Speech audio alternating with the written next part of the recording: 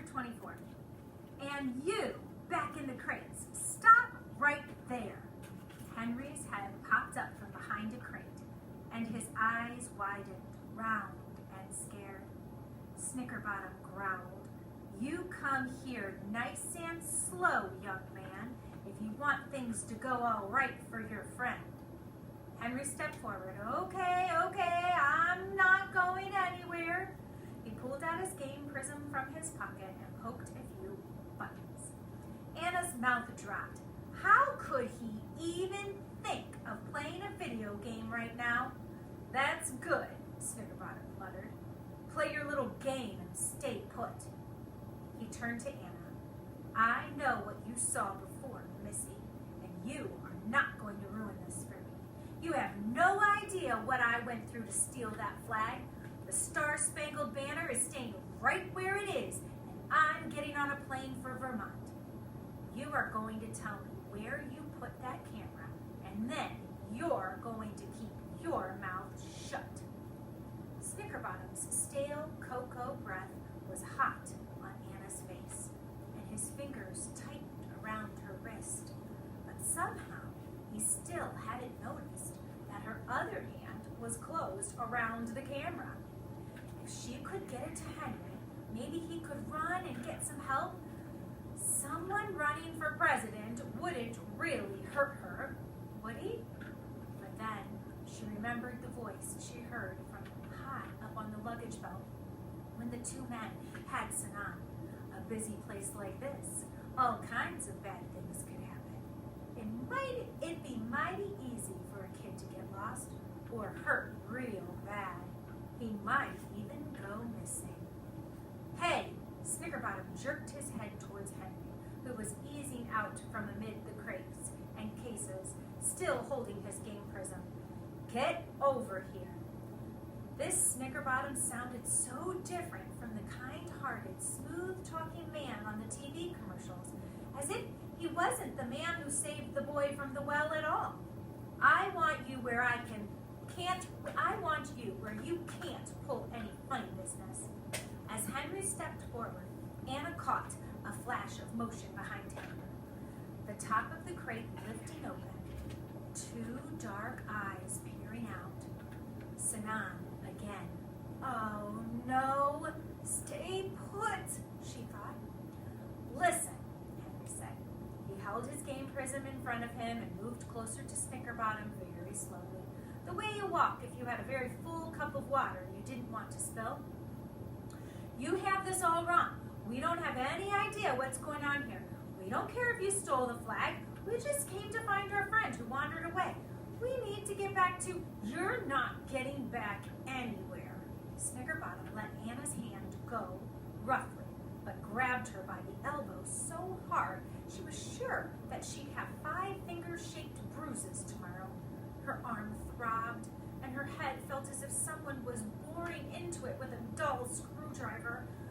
Why had they ever come back here? Then she felt the cool weight of the camera in her hand and remembered. It was as if her thoughts slid right under Snickerbottom's white cowboy hat and into his brain.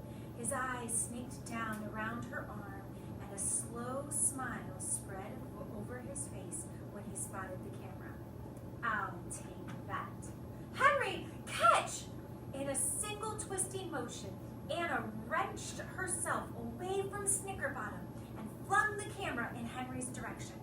Still holding his video game in one hand, Henry snatched the camera out of the air with the other hand and took off.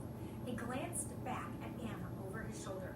"Run!" she screamed, even though Snickerbottom had both her arms pinned behind her back. "Go!" "Earl!" Snickerbottom's voice echoed off the room's cool walls. "Get that kid!" He turned to Anna. "You." He was so close she could see the brown stains on his teeth.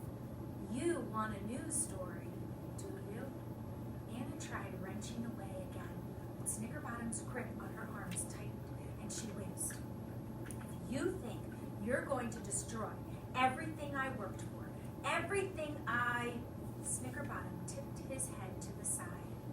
Anna thought she'd heard something too, a scratch, thump. If you think, scratch, thump. There it was again, coming from the direction of Sinan's crate. Scratch, thump. With his fingers still digging into Anna's arms, Snickerbottom took a step back from her, toward the crate, and he tipped his ear toward it. Scratch, thump. Keep quiet, Sinan. She didn't need him in trouble too. Scratch, thump. Snickerbottom dragged Anna along behind him and stepped up to the crate. It was quiet. He waited. Anna heard thumping. This time, it was her heart, fighting to get out of her chest, fighting to get out of this awful place with this awful, awful man. Snickerbottom tipped his head, still quiet. He turned back to Anna. If you think, Snickerbottom stopped again. Scratch, thump. What in the dad blabbit is that? He turned to Anna, unwrapping his fingers from her arm. Don't even think of making a move, he growled, and he stepped toward the crate. He held his ear to the side of it. Quiet. He ran his hand up the edge to the rim and tipped his head again. Quiet. He pulled a smaller case over the big one and stepped up on it. Thunk! With one big cowboy boot, then pulled himself up the rest of the way. He flicked the latch on the case.